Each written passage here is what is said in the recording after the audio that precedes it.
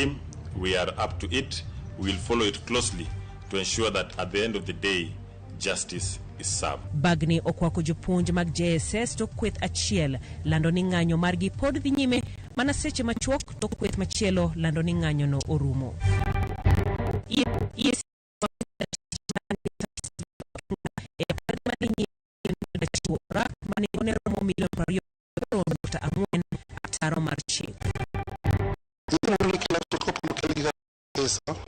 Between 2 days to 2 years, you know, one of the money going to surgery. Oganda manikod nyithindo manikod ng'ol mar ombong tielo mobam kata club foot ijiwo mondo many thieth momondo mondo tiende nyithindo oriere. Happy Madaraka Day nyinga jaili jaloko mama ena Linda Adhiambo bende inyalo tolonwa ote magi kai mama ote machukuma ena ariyo adek au chela no wagi Madaraka kumaja pike ya pisaze faragibali koma pisaze laboro mabiro sisendo magpure counties duto pangwen kadiri mapacho kae meka chiel komokenge pinyo wacho kao marjiwo pur kendo meyo pacho ka magi ten piny Kenya nolande nyasi mar proche Madaraka mane ogie pautu ke Masinde Muliro Kandui kama bende nolando chelo mar arieya mar Kenya kwanza godo e bero weche mag pur jafom mar washa ler mathoth e kind ma piny Kenya ngini loti dawagunda nyasi mar Madaraka mahigani ne jiwo weche mag pur gi pith chiemo moromo e pacho kae. Nyasi manobaga kawuono e alap ma Masinde Muliro Kandui e kaunti ma Bungoma. Jatend piny Kenya oyango apisaza 2,500 kuom apisaza 18,000 mabiro siro mag pur e kaunti prangwen kod abiriyo ma pacho kae. We have just witnessed a cohort of 2,000 entrepreneurs trained by the government of Kenya. There are 18,000 entrepreneurs around whom we have commissioned today to take charge of our agriculture across Kenya. Koloso e nyasi no mabende e okang' mokwongo no bagi e kaunti ma Bungoma. To ni piny Kenya osego okang' mar kedo kod nok mar chiemo e pacho ka. Under the bottom-up economic transformation agenda, we will reduce hunger, fight poverty, and improve the health outcomes of Kenyans. Climate change presents serious challenges to food security and economic recovery. The flooding, mudslides, and landslides that the country has experienced in the past 6 months may have slowed a little. However, the effects of farming have not killed or resolved to become food secure and grow economically. Jatend piny omedo ni ochumi ma pacho kae otenre mana e tije ma itimo gi oganda kojiwo ji duto mondo ti matek. Every hustle matters, and the nation building is a bottom-up affair. Let no one look down upon the life or livelihoods of another, and let no one be made to feel their work. William Ruto bedangoni serikali oseketo thenge omenda moheo bilion 10 mar chulo gope makembe sukari nigo kaka chiel kuom yore mag chiro pur mar niang' e pacho ka. Omedo ni serikali oketo kare chenro mar arieya mar neno ni pur mar niang', pamba kod mwandu mamoko ojiw e pacho. We have written Kenya 110 billion factories debts accumulated over the last 40 years. Time wages for factory workers and owners to do again every end of the year, like other crops, is under government has approved a tranche of 6 million for CKD development, and the national release these funds. Measures are underway to boost coffee productivity from 2 kilograms to 10 kilograms per ton, and from 50,000 metric tons to 102 metric tons a year by 2027. With our plan to increase cotton production from 2,500 bales in 2022 to 107,000 bales by 2025 and modernize all ginneries around Kenya. 11 fish landing sites have been established at various points on the shores of Lake Victoria, and beach management units set up and equipped with fishing boats. In addition, we are setting up 2 hatcheries, one in Kabonyo to restore Lake Victoria and another in Shimoni to serve the Indian Ocean. Etok mare mar Madaraka, jatend piny ne ochiwo siem ne jopiny mosebedo ka yako lope mag sirikal mondo duok lope makamago kapok piny owacho okaw negi okang' mager. Sharon Ong'aw, Ramogi TV. Imbe mar jatend piny Kenya William Ruto e kaunti ma Bungoma ya waguch mwandu ne jodak e gwengego ka jatend piny oyango chenro mopogore mag dongruok. Koloso kawuono e nyasi mar Madaraka, Ruto yango ni dongruogegi gin mago mag neno ni gwenge ma Imbo odongore mana kaka gwenge mamoko pacho kae. Jatend piny William Ruto lando chenro mopogore mag dongruok e kaunti ma Bungoma kamoko kuomgi ne oseyaw ayanga e limbe ne odiechieng' manyoro. Dongruogegi oting'o bero alap ndeke ma Matulo e kaunti no moyudo ndach ndeke manyien. Omedo kwayo gavana ma Bungoma mondo oyud lowo minyal yargo alap ndeke no. Tumejenga pale airport mpya. Matatizo kidogo ni kwamba hatuna ardhi ya kutosha.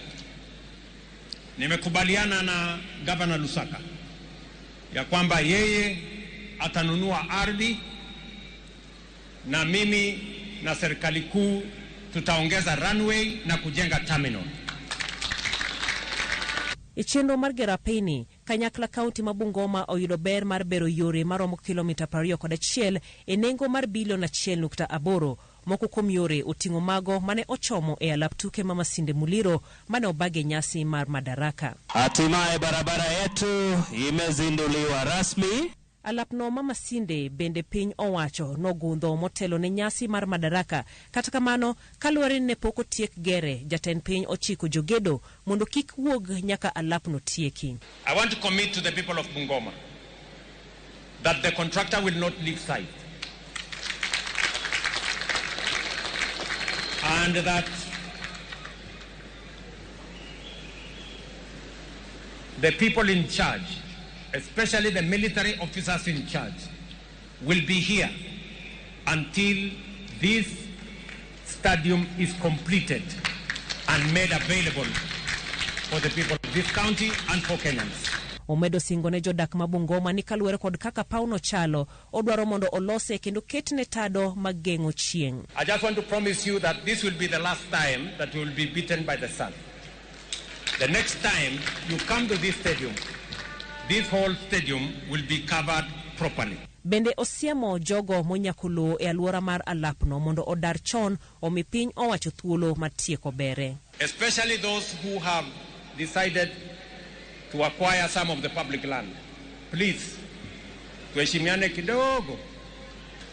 Kila mtu mwenye ako na shamba hapa ambayo anajua ni ya serikali, pole pole, funga virago yako, ondoka, tutajenga hii mahali yote ikae nzuri. Hatutaki kusukumana na mtu, hatutaki vita na mtu. Tunataka tuheshimiane kwa sababu mali ya umma ni mali ya wananchi wote wa Kenya. Udhiambo manyoro jatend piny bende noyawo apis ndikruok jopiny e boma ma Bungoma mabiro tiyo ne jodak e counties ma Busia, Kakamega, Kanyakla kod Vihiga. Hakuna haja tena ya kwenda Nairobi kutafuta passport. Passport office. Tunaleta immigration office hapa. Wewe mtu ya Bungoma kuanzia leo utakuwa unapata passport yako hapa Bungoma. Jatend piny omedo ni yawo apisno biro yawo thuolo ne rowere mapachoka mar yudo tije e pinje maoko kage yudo boke mag wuoth mapiyo piyo kaka dwarore. Passport itakuwa ni chombo ya muhimu kwa wale nurses, kwa wale technicians, kwa wale wengine wote ambao tunawapangia waende wafanye kazi Marekani, waende wafanye kazi Ulaya, waende wafanye kazi Ugaibuni. Mimi naenda Korea kupanga wa Kenya ambao wanaenda Korea tena. Nyasi mar Madaraka ne odhi nyime counties mopogore kama kwan oganda manokende emano yuoro e nyasi ka kunde moko kaka Kisumu to kata mana jotelo e lemo mopogore mag siasa twang' lepgi nokone e nyasi no. Gino mabende noweyo moko kuom jopiny gi wuoro ahinya. Millicent Adhiambo miyo ler kaka nyasi no timore e counties. E county ma Kisumu, oganda mongelore kende emane oyuoro e nyasi mar Madaraka mane otelie kod County Commissioner ma Kisumu Ben Lepar Morijo e alap ma Jaramogi Oginga Odinga. Kata obedo ni jotend kaunti ma Kisumu kotelnegi kod gavana Nyong'o ne nyingegi nitie oboke mar chenro kaka jogol twak e nyasino. Onge jatelo moro amora mane ochopo e nyasi mar Madaraka kawuono, wach mane okawo jopiny kod wuoro ahinya. Chieng' ma kawuono mar holiday mar Madaraka ok aneno mor ahinya nikech ng'eny jotelo ok waneno ka nie Kisumu ka.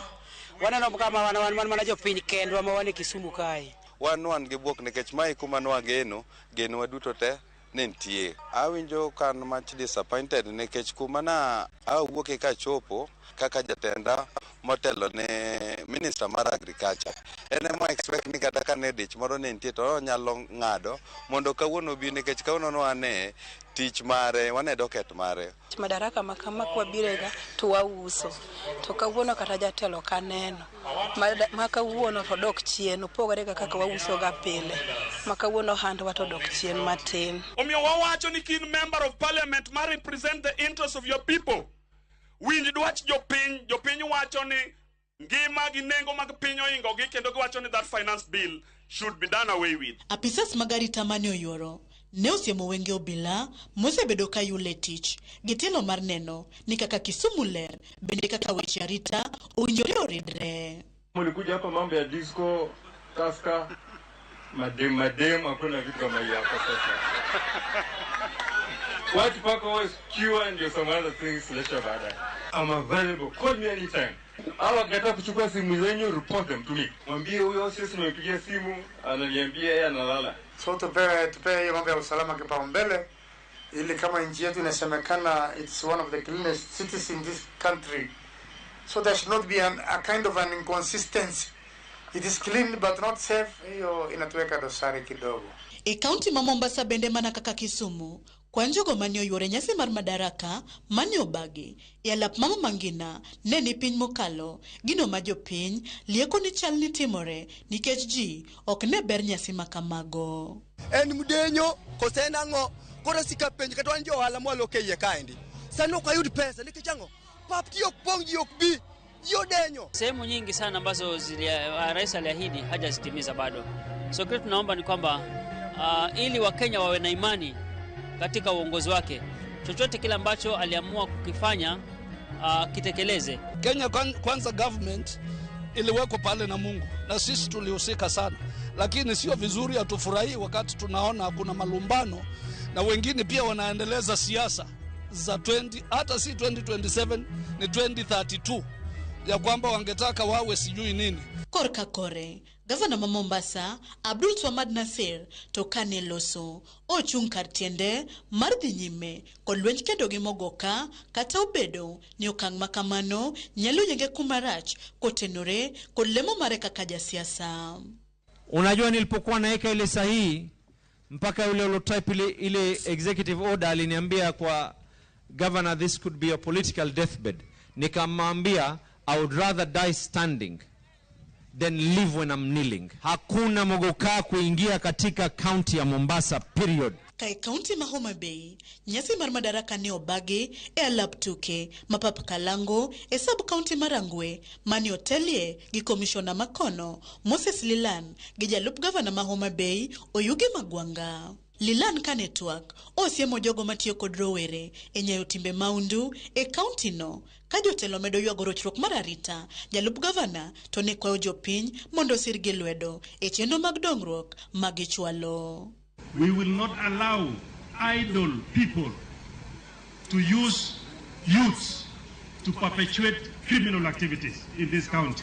And as the head of security in the county and also in Rangwe, kindly help us mitigate security gaps that exist. Kindly support us so that we can move together as a county to address the issues affecting each and every person. Millicent Adhiambo, Ramogi TV.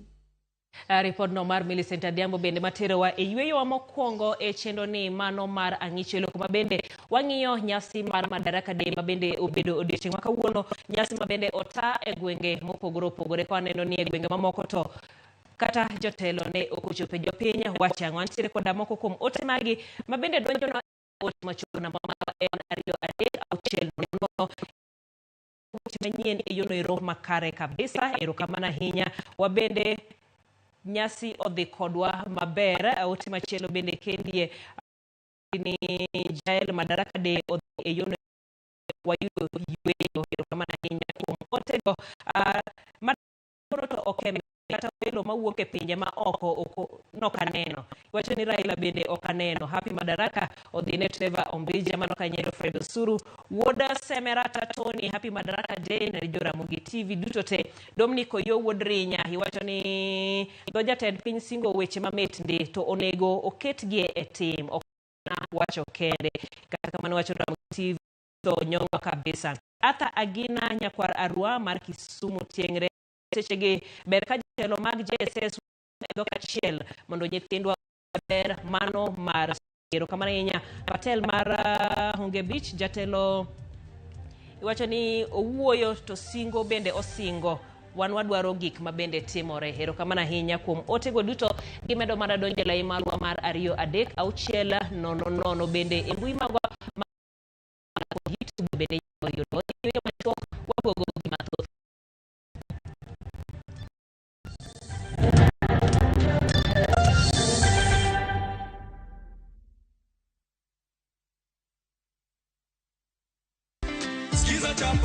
Skiza chapa ushinde.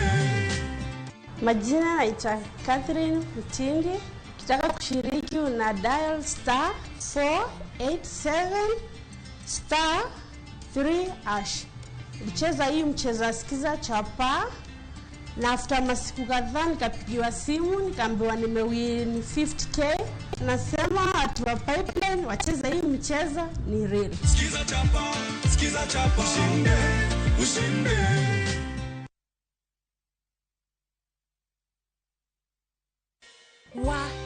Lakini vile hii ekonomi imetufinya, ilinibidi kubadilisha sabuni nikatumia ingine rahisi. Bala, ilibidi nioshe kila kitu mara 2. Sikuwa na otherwise, nikarudia Ariel. Usafi bora kwa mwosho mmoja tu.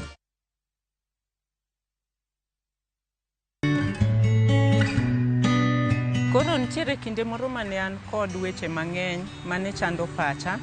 Ne an kod parruok mang'eny e ngimana nikech naonge kod tich, an gi nyithindo matindo. Koro abedo kod midhiero mang'eny ni ere kaka nyalo konyora. Koro kindego nayudo ng'ato kan kod paro mang'eny bilago kanyalo dwaro counseling mondo konya mondo amed bedo gi ngima makare. Koro kana temo wacho manyo counseling to ayudo kony nikech nitiere johocho. Koro jahocho mana wuotho goni nomedo puonja matut kaka ng'ato nyalo dak kiweri kod paro mang'eny, to kendo nopuonja kaka nyalo konyora seche ma paro bedo kuoma mang'eny. Maka nawuok kanyo to nayudo ka an kod paro mopogore kendo nayudo ka koro ngimana ok tek kaka notek chon.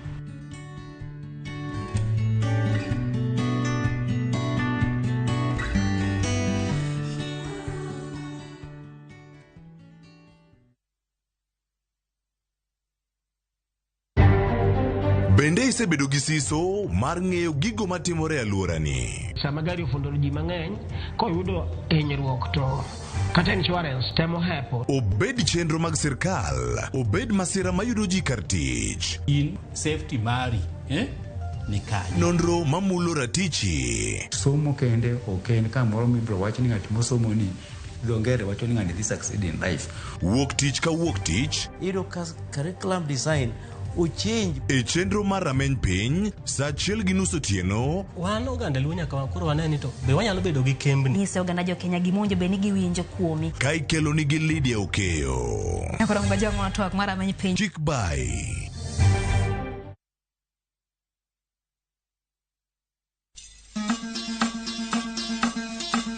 wuoth e chuny kit ngima, puonj kod timbe. Kane iyiero ng'ato ni bedo ruoth, to nyaka nobed ng'ama kawuono iluongo gi kisungu ni tall, dark and handsome. Wakelonu sigendni mane ok wache wi anyuola mopogore opogore. Chakre nam nyaka e alwora ma ji odakie.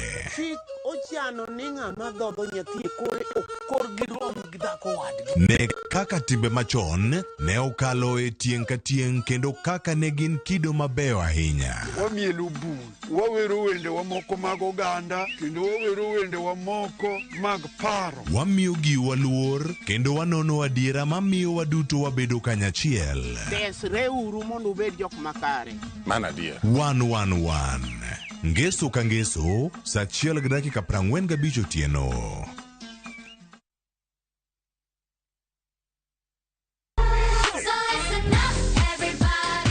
Ikri ne piny mopong' gi mor, nyiero, gi gik mabeyo ma ok rum. Wagweli mondo ibiri uri kodwa e piny majaberni. Chenro ka chenro nigi puonj gi tugo e yo maber ahinya. Riwri kodwa ngeso ka ngeso, fweny gik mabeyo. Mino lep mara en nengo nanga nenore ni ng'eny ka. Bedo gi osiepe gi nyalo mar loso gik moko. Nyithindo. Ng'ani tar maka jokenya to tenge to yudo mogo. Ket alama e kalenda mari nikech rogo mar nyithindo. Tieko juma mari gi mor kod ilo. Chakre saa 3 okinyi mana e Ramogi TV.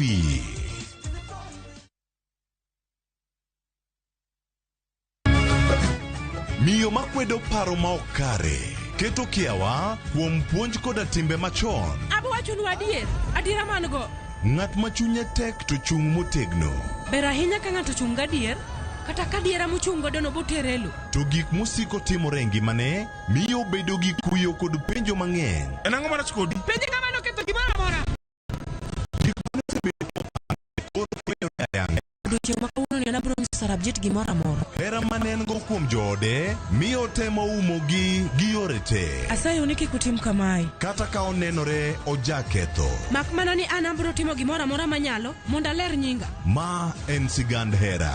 Onge ng'ata ng'ata piny kae manyalo chalo gi Sarabjit. Wan watugoga, wanyieroga, to bende wan wadhaoga. Choti Sardani. Wuok tich nyaka ngeso saa 2:10